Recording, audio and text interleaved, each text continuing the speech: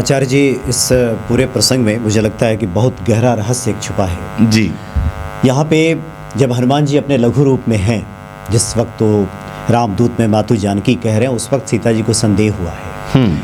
जब विशाल कनक भूधराकार शरीरा जब दिखाते हैं और उसके बाद इतना बढ़िया आशीर्वाद सीता जी दे रही हैं उन्हें, जब स्वयं देखती हैं कि इतने विशाल हैं, राक्षसों का संहार कर सकते हैं, विशाल स्वरूप जब उनका है, तब कहती हैं कि बेटा और ले लो। इस सृष्टि का एक बहुत बड़ा संदेश इसमें छिपा हुआ है कि जहाँ है वहाँ दिया जाएगा। एक पुरुषार्थ का संदेश छिपा है कि हमारे भीतर जब एक पुरुषार्थ मौजूद रहता है, जब वो हमारे भीतर से दिखता है, जब वो झलकता है, तब सृष्टि की पूरी शक्तियाँ उसे और आशीर्वाद देने में लग जाती हैं। यहाँ पे ये हो सकता था कि जब वो राम के दूत हैं हनुमान जी, अभी छोटे से ही दिखाई दे रहे हैं और तो जगत जननी माता है, यही आशीर्वाद दे देती कि अजर अमर हो जाओ, तुम बलशाली हो जाओ, गुणों के निधान हो जाओ। लेकिन यहाँ तो कह रही है संदेह हो रहा है मुझे। वहाँ आशीर्वाद नहीं दे रही, वहाँ कह रही है मुझे तो संदेह हो रहा है, तो बड़े बड़े राक्षस हैं, कैसे लड़ोगे जी, कैसे मारोगे। लेकिन जब वो बताते हैं कि मैं तो ऐसा भी हूँ, तब आशीर्वादों की झड़ी लगा देती हैं। बिल्कुल। जय सिया राम। सुंदर कांड की अद्भुत लीलाओं का वर्णन आचार्य सुरसेन बिजवासी जी कर रहे हैं और सुंदर कांड के भावार्थ को समझकर, इसके मूल भाव को समझकर अगर हम पाठ करें तो हमारे जीवन में पुरुषार्थ के साथ साथ भक्ति और धैर्य भी हमारे जीवन में उतरता है और उसके बाद जो भी हमारा अभिष्ट है वो हम उसे प्राप्त कर सकते हैं। आज की कड़ी में आचार्य जी आपको एक बार फिर से आगे लिए चलते हैं। स्वागत है आपका। जय श्री राम। आइए प्रारंभ करते हैं वहीं से, जिस समय हनुमान जी महाराज ने बताया कि भगवत नाम अमोघ है और उसकी महिमा से जीवन में सब कुछ हो सकता है, तो उसके बाद माँ जानकी जी का क्या स्वरूप रहा उसको श्रवण करते हैं। मन संतोष सुनत कपिबानी, भगति प्रताप तेज बलसानी, आशीष दीने राम प्रिय जाना, होहु तात बल सील निधाना। माँ जानकी ने जब यह संवाद सुना तो अतिशय प्रसन्नता हुई, बड़ी प्रसन्नता हुई। मन संतोष सुनत कपिबानी। हनुमान जी महाराज ने जो भी शब्द कहे, जो भी चर्चा की, उसको सुनकर के माँ जानकी को हृदय में परम संतोष हुआ, परम आनंद की अनुभूति हुई। भगति प्रताप तेज बलसानी, जो राम की भक्ति से ओतप्रोत, जो प्रियवाणी थी, जिसके अंदर तेज था, बल था, साहस था, हिम्मत थी, उसको सुनकर के माँ जानकी को बड़ी प्रसन्नता हुई। और आसित दीन राम प्रिय जाना, होहु तात बल सील निधाना। इतना सुनने मात्र से माँ जानकी को परम आनंद की अनुभूति हुई और उन्होंने उसी समय हनुमान जी को आशीर्वाद प्रदान किया। होहु तात बल सील निधाना। हे तात, हे हनुमान, तुम बलशाली बनो और शीलवान भी बनो। जीवन में प्रायः यह देखा जाता है, बल और शील एक दूसरे के विपरीत रहते हैं। जो व्यक्ति बलशाली होता है ना, उसके अंदर शील नहीं आ पाता है, शांति नहीं आ पाती, वो बात बात पे क्रोध करने लगता है, दिखाने लगता है अपना पराक्रम। लेकिन माँ जानकी कहती है कि नहीं नहीं, तुम्हारे अंदर बल भी आए और शीतलता भी आए, और बल जब शीतलता के साथ में होगा तो आपको एक अलग प्रकार का आनंद देगा। बल जब क्रोध के साथ में होगा तो आप बल का भी नाश होगा और आपका भी पतन होगा। इसलिए माँ जानकी कह रही हैं कि भैया आप बल और शील दोनों के निधान बनिए, दोनों की खान बनिए। और माँ जानकी ने जो आशीर्वाद दिया वो बड़ा विलक्षण आशीर्वाद है। जगत में शायद ही किसी को ऐसा आशीर्वाद मिले जो हनुमान जी महाराज को माँ जानकी ने दिया है। अजर अमर गुण निधि सुत होहूं, करहूं बहुत रघुनायक छोहूं। अजर अमर गुण निधि सुत होहूं। ऐसा अद्भुत विलक्षण आशीर्वाद है साहब कि जिस आशीर्वाद के भरोसे आज भी हनुमान जी महाराज हम लोगों के बीच में बैठे हुए। अजर, अजर कहते हैं कि जो जर से परे है। अर्थात जिसके जीवन में कभी जरा अवस्था का प्रवेश नहीं होता उसे अजर कहता है। बुढ़ापा आएगा ही। हाँ, न जरह इति अजरह, जिसके जीवन में कभी बुढ़ापा नहीं आता है उसको अजर कहा जाता है। तो हनुमान जी महाराज को पहला आशीर्वाद दिया माँ जानकी ने कि हनुमान तुम्हारे जीवन में कभी वृद्धावस्था नहीं आएगी, कभी बुढ़ापा नहीं आएगा, इसलिए तुम अजर कहलाओगे। अजर अमर, अमर तो आप लोग समझते ही हैं, न मरह इति अमर, जो मर नहीं सकता है, जिसकी मृत्यु नहीं होती है, उसको अमर कहा जाता है। तो श्री हनुमान जी महाराज को दोनों आशीर्वाद माँ जानकी से मिले। पहला अजर, बुढ़ापा नहीं आएगा, दूसरा अमर, अमर रहोगे, मरोगे नहीं, और तीसरा गुण निधि सुत हो, आहा, गुणों की निधि, गुणों की खान हो जाओ, अर्थात जगत में कोई ऐसा गुण नहीं होगा जो आपके अंदर नहीं होगा, गुणों की आप खान बनेंगे। तो अजर अमर गुण निधि सुत हो। माँ जानकी कहती हैं कि हे बेटा, हे हनुमान, हे पुत्र, मैं तुम्हें आशीर्वाद देती हूँ कि तुम अजर अमर और गुणों की खान बन जाओ। करऊँ बहुत रघुनायक छहु, और मैं ऐसी प्रार्थना भी करती हूँ कि रघुनाथ जी की कृपा, रघुनाथ जी का आशीर्वाद भी तुम्हें निरंतर प्राप्त होता रहे, निरंतर मिलता रहे, क्योंकि जीवन में सरकार का आशीर्वाद प्राप्त करना बहुत आवश्यक है, और जिसके ऊपर रघुनाथ जी की कृपा हो गई फिर उससे जगत में किसी और की आवश्यकता नहीं है। अच्छा आचार्य जी, इस पूरे प्रसंग में मुझे लगता है कि बहुत गहरा रहस्य एक छुपा है जी। यहाँ पे जब हनुमान जी अपने लघु रूप में हैं, जिस वक्त तो रामदूत में मातु जानकी कह रहे हैं, उस वक्त सीता जी को संदेह हुआ है। जब विशाल कनक भूधराकार शरीरा जब दिखाते हैं और उसके बाद इतना बढ़िया आशीर्वाद सीता जी दे रही हैं उन्हें, जब स्वयं देखती हैं कि इतने विशाल हैं, राक्षसों का संहार कर सकते हैं, विशाल स्वरूप जब उनका है, तब कहती हैं कि बेटा और ले लो। यह सृष्टि का एक बहुत बड़ा संदेश इसमें छिपा हुआ है कि जहाँ है वहाँ दिया जाएगा। एक पुरुषार्थ का संदेश छिपा है कि हमारे भीतर जब एक पुरुषार्थ मौजूद रहता है, जब वो हमारे भीतर से दिखता है, जब वो झलकता है, तब सृष्टि की पूरी शक्तियाँ उसे और आशीर्वाद देने में लग जाती हैं।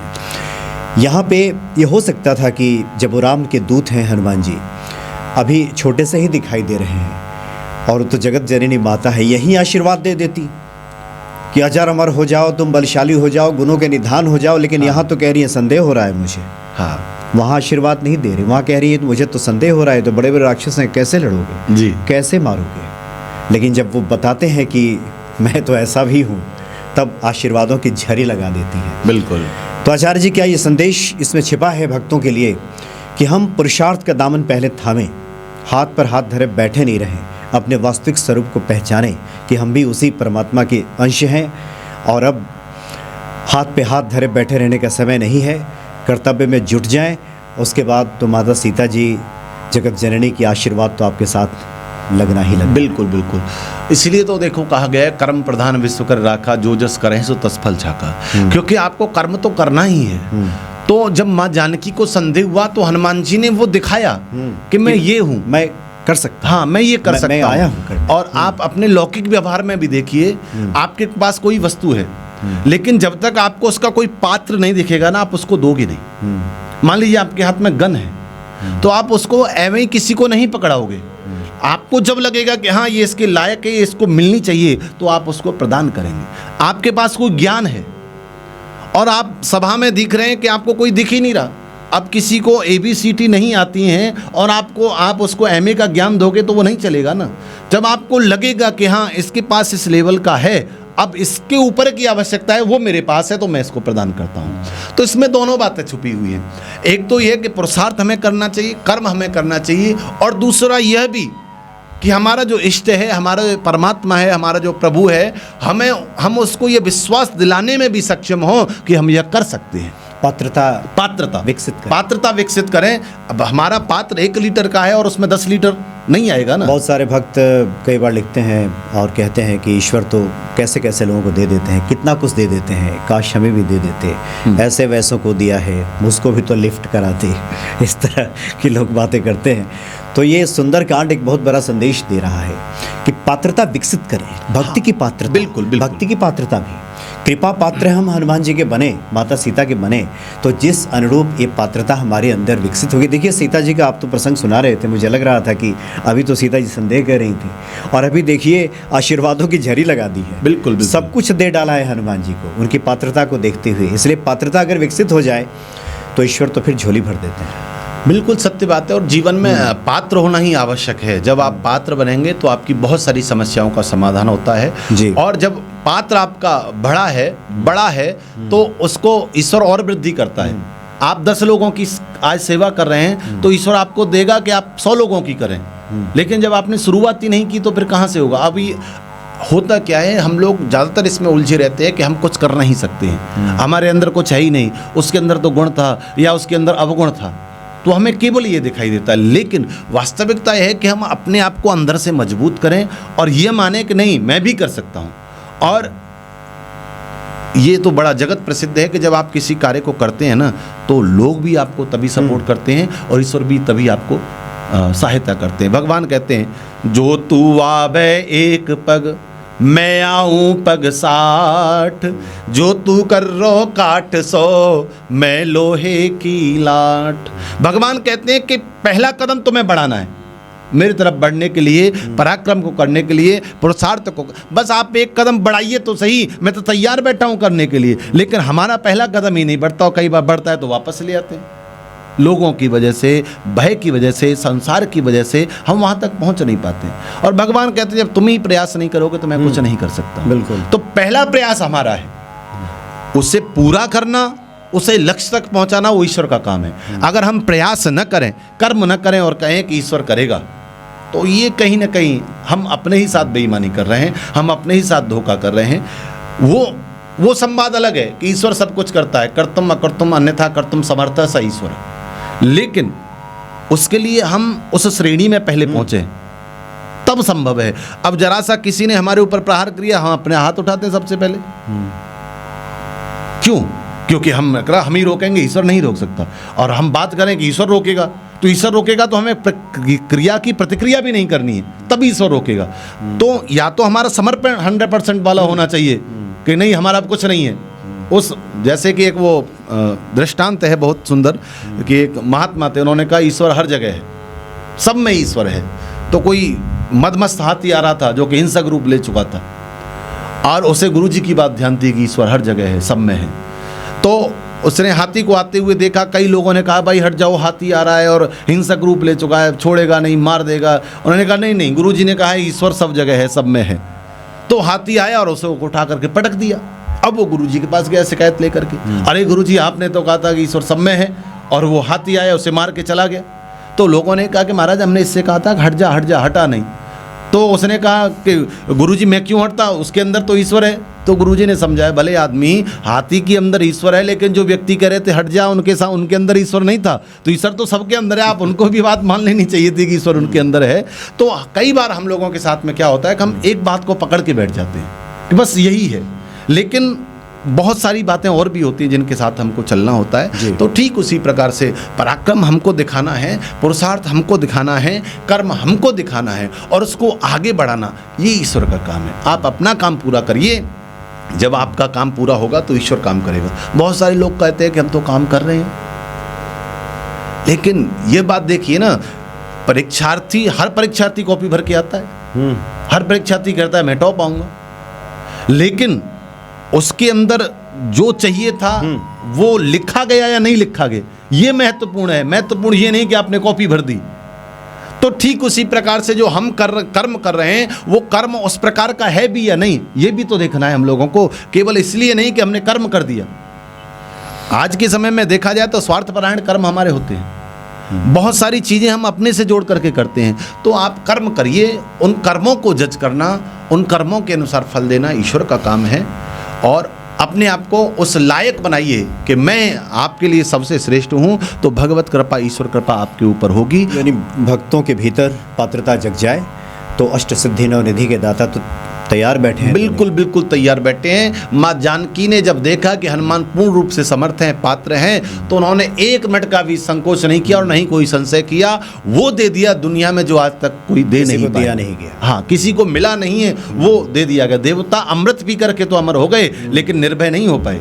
तो हनुमान जी महाराज यहाँ अमर भी हुए हैं, अजर भी हुए हैं, गुण भी आए हैं और निर्भय भी हैं। उन्हें किसी प्रकार का भय नहीं है। तो ये तभी संभव होता है जब आप अपने आप को उस मार्ग पर लेकर के आगे बढ़ते हैं। शिकायत हमारी भगवान से बहुत सारी होती हैं, लेकिन हमारे कर्म भी बहुत सारे ऐसे होते हैं जो हमें करने होते हैं। उनके अनुसार हमारा जीवन आगे बढ़ता है और भगवान हमें उस कार्य के लिए चुनते हैं। बहुत सारे लोग मैंने मनोज जी ऐसे देखे हैं जो किसी ज़माने में केवल अपने लिए परेशान रहते थे कि हमारा पेट कैसे भरेगा। आज वो 100-200 लोगों का पेट भर रहे हैं। और उनसे जब संवाद स्थापित होता है तो वो ये कहते हैं कि महाराज ये कैसे हो गया, हमें पता ही नहीं। हम तो केवल उस युक्ति में थे कि हमारा पेट भरे, हमारा जीवन थोड़ा सा सही चल जाए, और कब 200 लोग हमारे साथ जुड़ करके इस प्रकार से होने लगा, हमें कुछ नहीं पता।